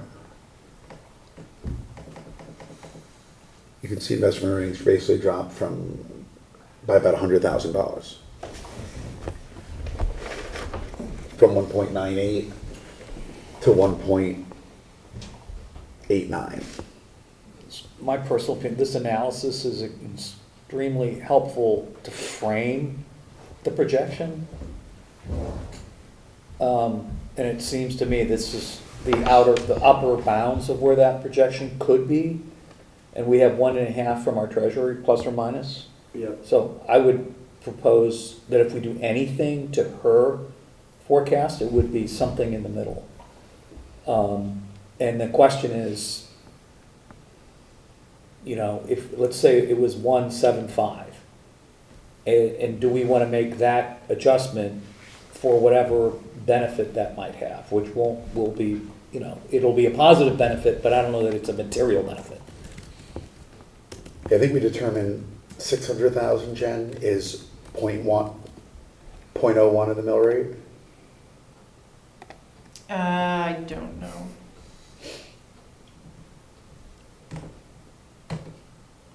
Say that again? That seems high. Well, she's going to do it right now. It gives you 0.07 reduction in the mill rate. 600,000? Yep. So. So what does 250 I'm sorry, do? 0.07, is that what you said? Mhm. It's going to be 0.03. Yep. 100,000 is 0.01. But we can't say it's immaterial when we've, debated items that were $10,000, $20,000. I mean, Well, I'm not saying we shouldn't do it, I'm just saying fair enough. I'm not, Well, one's an expense, things that we know how much people and health insurance and so forth cost. Another are sort of revenues, but they both have the same effect of, right. on the budget. question is, are we creating volatility in the general fund? Right. Sure. Yep. I think that calculation is conservative. So I'm very comfortable going to somewhere in the middle, 175, even 1.8. Yeah, I mean, this is an estimate. It's not a budget, if you will, it's just an estimate. Right. Yeah. I think even falling, go ahead. Sorry, I was gonna say, we don't have to we don't have to have an answer tonight. We're finalizing this on Thursday. Right. Right, so it's just, I think it's one of the open items we need to kind of think about as a team. And you can make that, as you just did, make that calculation on the fly. Yep. Thursday night. Right. So where we stand right now, I'm not, sounds like there's a couple $100,000 worth of other things floating around. Right. Where are we on the mill rate? You're probably about, 3.25. because you probably have about maybe 250 of changes. So you're probably about 1805. Actually, let's do it this way. So if you did a 2.5 contribution, and we have another maybe 250 of adjustments that you talked about tonight, it puts you at a mill rate of 17.76, which is a 3.08% increase over the current year. That's pretty darn good, Feels good. especially All done. operating budgets are coming in. Sign on that. So moved. Who's in favor? Cancel Good night. meeting. We're not moving, Canceling we're not voting on Thursday. Thursday now, we're voting now? Do you have all the resolutions prepared? Right here? You can see Taylor's like, whoa. Because those are all the munchkins that were left, I can tell you. So open items for Thursday, we have investment income. Yep. I'll circle back to you guys and tell you, I'll confirm with Rich what the Board of Ed number is. I'll true up this spreadsheet, send it around one more time. I'm gonna give you a list of all the changes that are in that spreadsheet, so you can make sure that there's nothing you weren't expecting, and that we've gotten everything you were expecting. And then on Thursday, I think for open items, we're gonna have debt service, because we'll get the results of the sale on Thursday, and investment income. Okay. And then you, depending on what we agree, you can do a resolution on the fly. Yep. And Jen, and just thinking about Resolution. ahead, not only to debt service number, but if we're collecting, likely these bonds going to be sold at a premium. and so forth. So, I mean, at this time, we wouldn't use any of that to cover debt service, right? Would we? We are gonna resize the bond because we don't want a Okay. big premium. So, we just want the proceeds to cover what we need. We'll get enough premium to cover cost of issuance, but that's about it. Okay. Other than that, So- we'll resize it. The only one thing is, have we talked about the capital reserve inside the reserve fund? Where's that at now? Is that 500-ish? It's like 550 after the 40,000 from tonight. Oh, sorry, we were at 550 after the closeouts, and so we're down to 511 after the 40,000 for the retaining wall. And that includes the 40,000 50,000 for the PD. for the PD? Yep. So that's, in the range, I think, of where we've, Yeah, where we've kind of, I think historically we've been sort of 400-ish, right? So you're not talking about, for $100,000, I wouldn't be all that worried about making any change to that. well, And you're gonna have the PD locker room construction number We got, coming to we you. got the PD locker room coming up, and we know there are some other capital projects that Yeah. are parking around, so. and I think if the intention here is that we would, we funded the 50,000 for the police lockers out of this. Right. We would fund the full capital one, I think, to get that moving ASAP, because otherwise, doesn't sound like they're gonna have the full proposal and everything in the next couple weeks. Otherwise, they won't get the locker room till December, Yeah. and we've got to hire starting in July. So, yeah. And that number would be 100 for construction, 25 for lockers, except didn't they? We already did the locker We already portion. did the Oh, lockers. the lockers is. It's whatever Yeah. the construction number comes in at. Which was theoretically 100, Yeah, we've covered 20,000 lockers and and 20 30,000 on the in Fees. design. Design Yeah. fees, yeah. Okay. Yeah, so the 500 is the right spot to be anyway. And then in terms of other reserves, we have 250 on the Board of Finance reserve? Like, On the Yep, on the operating contingency. budget? Yep, 250. Yeah. That sounds right, yeah. Okay.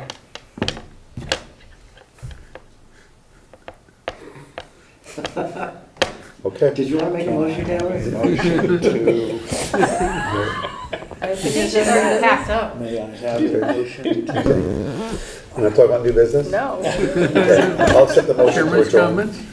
Dan moves, Rob seconds, all those in favor? Stand adjourned. All those opposed. Jen, thank you, thank you, thank you. Jen, you're amazing. This is- Thank you. Yeah.